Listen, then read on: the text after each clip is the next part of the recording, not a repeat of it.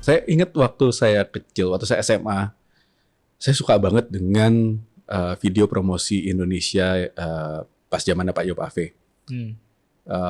Yang memperlihatkan Indonesia itu cantik, hutan dan lain-lain. Yang saya kaget adalah ketika di satu titik keluarga saya dapat anak pertukaran pelajar gitu, bawa koper banyak.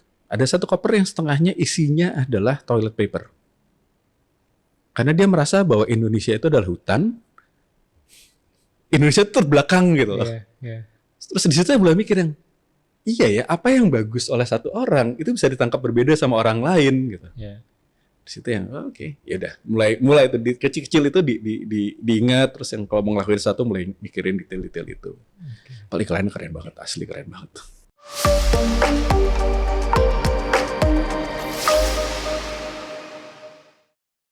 Nah, bicara tentang lab nih, Bang Adi kan mendirikan Maju Mapan 5758 Coffee Lab, ya, di mana Bang Adi menjadi instrukturnya juga di situ, mengajar.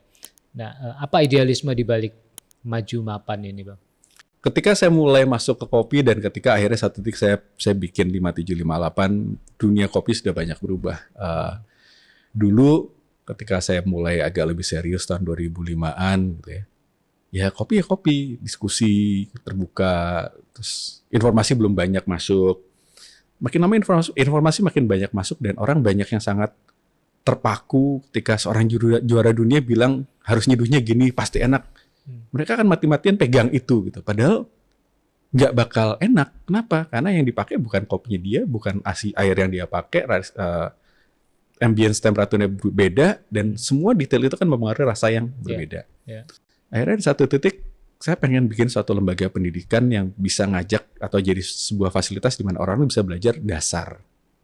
Kenapa dasar? Kalau dasarnya nggak kuat, orang akan gampang naik, gampang tumbang. Tapi ketika dasarnya kuat, mungkin dia akan lebih hati-hati, tapi dia akan lebih panjang usahanya. Makanya muncullah nama Maju Mapan ini, karena ya namanya Jawa ya. Nama itu doa. Jadi salah satu alasan kenapa kami memilih nama 5758 atau Maju Mapan adalah karena kami berharap dengan adanya kami, dunia kopi di Indonesia tidak hanya maju, tapi harus bisa mapan. Establish. Dan kita bisa akhirnya satu titik bikin standar kita sendiri untuk bilang bahwa enggak, ya kita maunya gini. Kenapa? Ya ini kita, apa yang diaplikasikan bagus di Jepang belum tentu applicable di kita. Dan ya akhirnya ketika kami bikin kelas, kami sering men-challenge kayak orang bilang, oh kata si ini gini, ya udah sok. Taruhan. Saya taruhannya kopi atau apa. Ini kopi yang sama, kamu seduh dengan cara dia, saya ceduh dengan cara kami, gitu. Udah nyeduh aja. Nanti diambil gelasnya, nanti dikeluarin, suruh tebak mana yang lebih enak. Kadang dengan cara ngajak main kayak gitu aja orang yang, iya, apa yang baik buat orang lain belum tentu baik buat kita. Nah ini menarik, Bang. Bicara tentang cara menyeduh kopi atau cara menyajikan kopi, kan yang awam kenal itu kan hampir semuanya Italia kan, espresso, cappuccino, semuanya kan istilah-istilah Italia gitu ya, cara penyajian juga. Sementara, nah balik ke cara kita gitu, cara Indonesia. Nah, apa yang kurang dari, kalau mau boleh pakai kata itu, apa yang kurang dari cara Indonesia? Apakah kita mengemasnya, kita mempromosikannya yang kurang, atau gimana secara? Saya sebel harus ngomong ini, tapi ya mau nggak mau banyak orang tidak mendalami, tidak bermain di situ karena dianggap tidak keren. Mau nggak mau sekarang kita harus ngakuin dunia kopi itu sangat didorong dengan kebutuhan orang untuk terlihat keren. Lifestyle, enak nggak enak kadang itu nomor sekian. Yang penting kelihatan keren dulu. Yang penting kelihatan kemana-mana bawa tumbler dengan logo tertentu itu. Untuk cara seduh tradisional, mungkin karena di satu titik itu sudah jadi sesuatu yang nggak pakai dipikirin, yang udah dikerjain aja, yang udah sehari-hari gitu ya.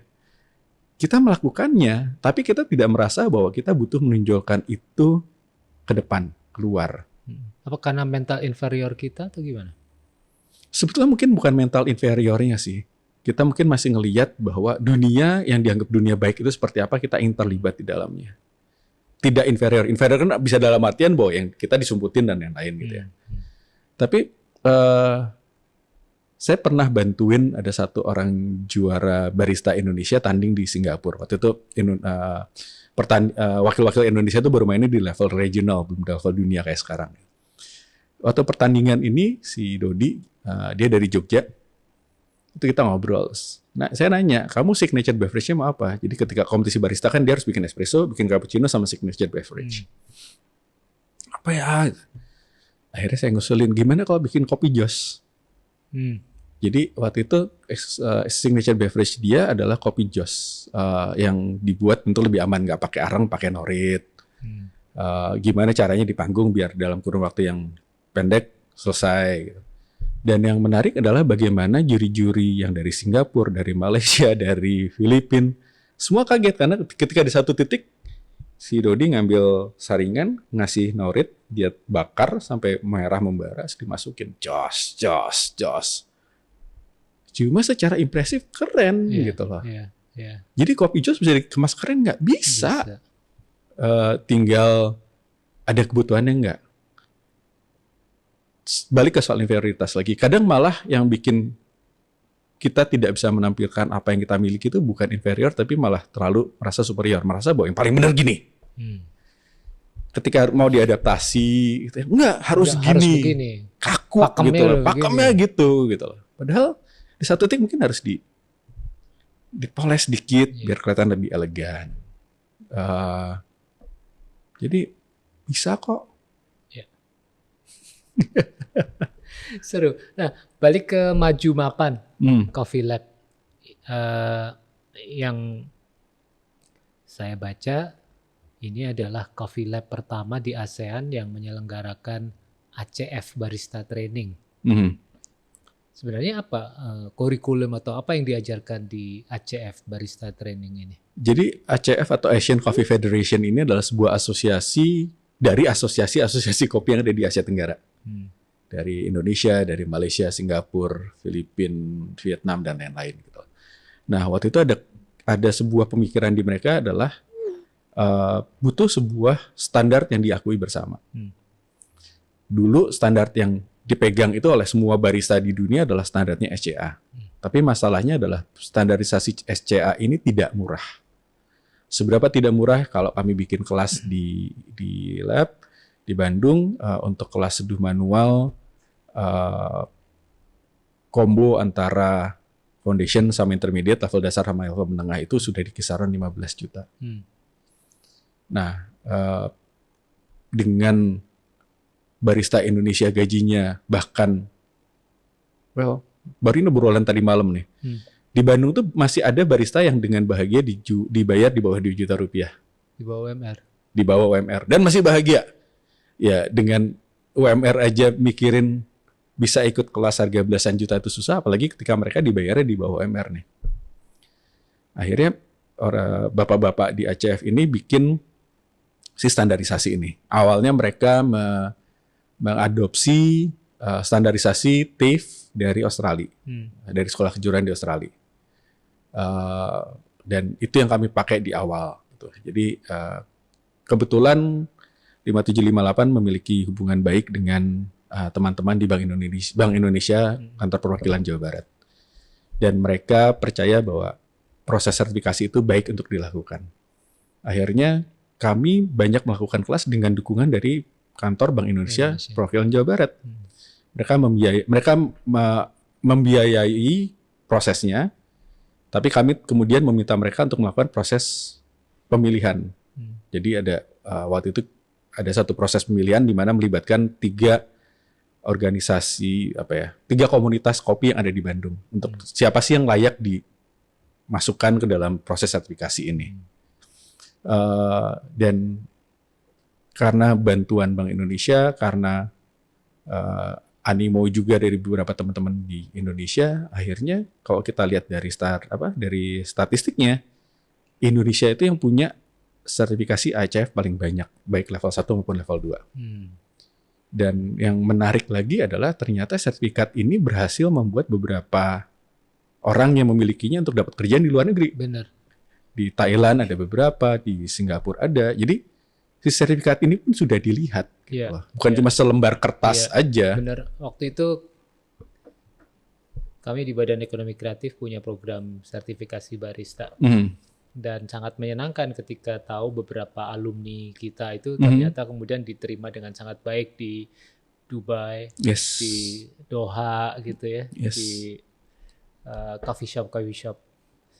Dan Indonesia tuh punya potensi besar dari sumber daya manusia. Kelemahan kita cuma satu kok, nggak bisa bahasa Inggris. Karena kalau dibandingin sama Filipina, secara skill kita jauh lebih bagus. Kecuali bahasa Inggris. Oke.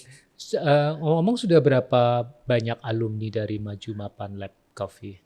Banyak. Jadi kalau ngelihat dari database dalam setahun itu kami punya 2.000 siswaan. 2.000 udah jalan? Jalan kami tahun. Sudah jalan 7 tahun. Ya 7. Kurangnya 2 tahun pandemi lah.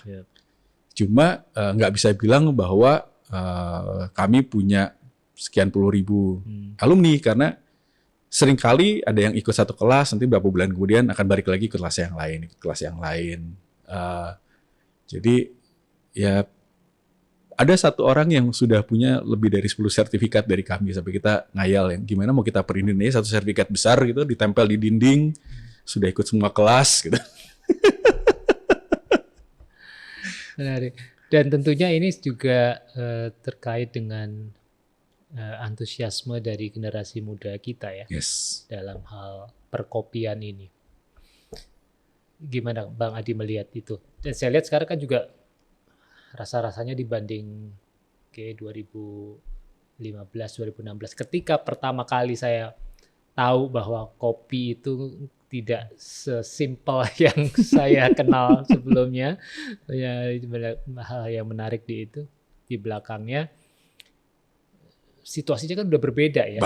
Beda banget. Sekarang di mana-mana menjamur, orang anak-anak muda pada terjun bikin bisnis kopi gitu. Seperti apa kalau Bang Adi melihat itu? Bittersweet. Kenapa bittersweet? Saya senang lihat bagaimana kopi sudah menjadi salah satu lini bisnis yang dianggap menghasilkan. Sedemikian dianggap menghasilkannya sampai satu titik Dirjen Pajak mulai ngawasin bisnis kopi karena mulai ada tendensi bahwa ini buat nyuci duit nih. Ada case tertentu. Ada case tertentu gitu. Cuma ya akhirnya dia jadi salah satu lapangan kerja yang cukup menjanjikan dengan set of skill yang bisa dipergunakan tidak hanya di Indonesia tapi bisa di luar negeri juga. Ngeliat teman-teman yang bertebaran di seluruh dunia seneng sih gitu loh. Tapi di satu titik ada sisi sedihnya ketika semua keriaan ini tidak bisa didukung oleh produksi kopi kita. Kemarin ada satu perusahaan kopi yang terpaksa tutup walaupun dia itu sudah buka dari tahun 2010. Tutup bukan karena dia cash flow berantakan gara-gara pandemi. Enggak, dia tutup gara-gara di satu titik orderan dia banyak, tapi mereka tidak mampu membeli biji kopi yang mereka butuhkan. Karena pasokannya minim? Karena pasokannya minim dan harganya melonjak. Nggak usah gitu. Sekarang kami untuk kelas dengan sedih, walaupun kemarin baru dimarahin sama shareholder kami, dengan sedih kami terpaksa pakai kopi dari Brazil untuk kelas sangrai kami. Karena harga kopi dari Brazil, dari belahan dunia yang lain, legal dengan pajak dan semua, itu masih lebih murah dibandingkan 1 kilo kopi dari sebuah kebun kopi 40 menit dari lab kami. Dan harga per kilonya cukup signifikan perbedaannya. Jadi ini yang di satu titik jadi ancaman, di satu titik jadi apa ya? Kadang ketika ada orang bilang, oh tenang, kopi Indonesia udah terkenal. Iya, kopi Indonesia itu terkenal karena orang udah minum kopi Indonesia dari tahun 17-11. Dari ekspor perdana kita 17-11 orang mulai kenalan. Tapi pada saat itu kan saingan kita cuma Yemen. Sekarang saingan kita banyak. Begitu kita lihat pangsa pasar di luar Amerika Serikat bagian pantai barat sama pantai timur, di pantai barat itu susah nyari kopi Indonesia karena orang cenderung generasi sekarang lebih suka kopi kalau nggak dari Amerika Selatan, dari Afrika. Di pantai timur masih ada beberapa yang masih pakai kopi-kopi Sumatera. Ini ketika kita ngomongin bukan merek merek raksasa ya, roster-roster yang relatif kecil gitu. Di sisi lain di Indonesia pun karena harga kopinya untuk kita mahal, untuk roster lokal mahal, banyak yang akhirnya mengimpor kopi secara legal. Mendingan beli kopi import yang harganya mungkin sedikit lebih mahal dibandingin kopi lokal. Tapi ketika mereka jual, mereka bisa jual dengan harga berlipat-lipat dengan embel-embel di kopi import. Yep. Ini agak sedih, dan ketika kita melihat kompetisi seduh yang ada saat ini, mau barista, mau brewers, bisa dibilang hampir semua pakai kopi import. Kopi import. Jadi ada sisi-situnya yang sebel gitu, karena kenapa nggak bisa pakai kopi kita sih? Tapi di sisi lain ngerti juga bahwa kopi kita itu sedang dalam fase menderita karena produksi jatuh. Tapi di sisi lain dalam fase menderita ini akhirnya banyak orang yang bermain dengan pasca panen agar kualitasnya lebih baik. Cuma memang masih butuh pembuktian bahwa hasil produksi ini stabil. Artinya memang pendekatan rantai pasok untuk ekosistem kopi ini perlu didekati secara ekosistem gitu ya. Betul. Kata-kata yang banyak dipakai holistik. Holistik, ya. Masing-masing pemangku kepentingan dari hulu hingga ke hilir kopi itu perlu memahami secara holistik tadi itu ya. Mungkin teman-teman di budidaya punya PR gitu ya. Nanti yang di tengah kayak Bang Adi dan teman-teman yang ini juga ada ininya sendiri, lalu bagaimana membuat bisnis modelnya juga menjadi sendiri. Pemerintah pun dapat PR kok. Ya. Semua dapat. Semua dapat. Konsumen juga dapat. Bagaimana kita meminum hanya kopi Indonesia itu juga peran dari konsumen. Sangat besar, dan konsumen itu di satu titik bisa membantu sebuah industri bertahan. Ini contoh kasus dari Brazil. Brazil itu kan negara yang produksi kopi sangat besar. Karena produksinya sangat besar, mereka jadi sangat rentan digoyang harga. Beberapa di awal 80-an itu kalau nggak salah, pemerintah Brazil itu mendorong agar rakyatnya minum kopi lokal. Bahkan di satu titik sampai memberikan subsidi. Tujuannya apa? Tujuannya adalah agar ketika harga kopi dunia lagi jatuh, harga kopi Brazil yang dikonsumsi lokal tidak akan jatuh. Jadi pendapatan petani akan relatif lebih stabil. Kecil tapi impact-nya besar. Tuh. Ya, menarik Bang Adi. Barangkali ini kita udah masuk di sesi yang terakhir gitu ya. Bang Adi bisa ceritakan terkait dengan Maju Mapan Coffee Lab. Masih pengen ngapain gitu? Ada hal yang ingin dicapai? Yang kami selalu coba lakukan adalah gimana caranya membuat agar pendidikan itu terjangkau. Kami nggak bisa pakai kata murah karena nggak murah, gitu. Kami pengen terjangkau. Risiko dari terjangkau adalah di satu titik kita harus melakukannya seperti AirAsia. Kita butuh volume untuk bisa sustain. Maju Mapan sejauh ini alhamdulillah masih bisa sustain. Harapan kedepannya apa sih? Harapan kedepannya adalah pengen agar selalu sustain nih, pasti nomor satu. Nomor dua adalah kami masih nyoba mikir gimana caranya agar program kami ini bisa lebih diterapkan oleh lebih banyak orang. Kami percaya bahwa ilmu itu di satu titik harus dibagi. Selama ini hanya ada di Bandung atau sudah ada cabang? Kami sempat waktu pandemi nyoba buka sebelum pandemi kami nyoba buka di Bali. Karena waktu itu alasannya adalah kami punya beberapa siswa tuh datangnya dari Hong Kong, dari Australia. Dan biasanya rute yang mereka ambil adalah mereka terbang dari negara mereka ke Malaysia, dari KL terbang ke Bandung. Begitu bandaranya terbang ke Kertajati dan waktu itu tidak ada akses, kita mikir kita butuh satu tempat yang lebih approachable. Kami pilih Bali. Baru mau beres pandemi. Rapi-rapiin dan lain-lain, tapi ternyata pandemi recovery Bali itu lebih lambat dibanding yang kami pikir. Karena sampai tahun ini aja, ketika saya tanya ke teman-teman saya yang di Hong Kong, gimana kita bikin kelasnya di Bali yuk, lab gue udah siap nih. aduh masih lebih murah terbang dari Hong Kong ke Cengkareng, terus kami sewain bis ke Bandung, dibanding ke Bali. Ya. Ternyata itu impact-nya besar. Kami belum dapat kabar lebih lanjut dari teman-teman yang di Perth, yang dulu mantan-mantan siswa kami di Perth. Jadi akhirnya ya udahlah Bali kita shutdown dulu. Walaupun tetap bayar listrik. Yang sebetulnya kami pengen itu adalah program TOT, Training for Trainers. Karena bukan apa-apa. Tiap daerah sekarang hampir punya kayak sekolah kopi. Lampung punya sekolah kopi dan lain-lain. Kendala yang selalu kami temukan adalah ketika kami udah rancang, oke, gini nih, kami pengen melakukan ini agar impact-nya nanti ke siswanya baik. Gitu. Biasanya nanti putus di tengah. Mulai dari menterinya ganti, kepala ininya ganti, itunya ganti. Kita detik yang belum beres pendidikannya. Iya. Konsistensi kebijakan. Iya. Itu kurang lebih yang ingin disampaikan dan harapan dari seorang Adi Taruprajeka untuk Kopi Indonesia. Itu mungkin salah satu PR kita sih. Yeah. Kebiasaan kita untuk ingin tampak berprestasi dengan tidak melanjutkan pekerjaan pendahulu kita tuh agak menjebalkan kalau boleh jujur. Yep. Gitu. Oke, baik. Terima kasih Bang Adi. Sama-sama, dengan senang hati. Sangat menarik obrolannya tentang kopi. Ngobrolin tentang kopi nggak ada habisnya, ya. Apalagi kopi Indonesia dengan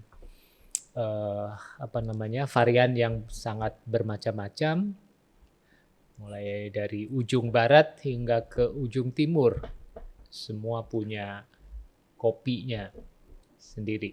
Dan ini tentunya tantangan sekaligus peluang buat teman rasa, anak-anak muda di Indonesia, terutama masa depan kopi Indonesia ada di tangan kalian. Kurang lebih seperti itu. Terima kasih Bang Adi. Dengan senang hati. Terima kasih sekali lagi. Hati-hati di jalan kembali Siap. ke Bandung. Semoga bisa jumpa lagi. Siap. Ya. Teman rasa, demikian obrolan kita sore ini dengan tamu istimewa kita, Bang Adi Taruprajeka, ngobrolin kopi Indonesia. Terima kasih. Saya Cak Tom. Inilah Aku Rasa, akar kuliner Nusantara, rasa Indonesia mendunia. Jangan lupa minum kopi Indonesia.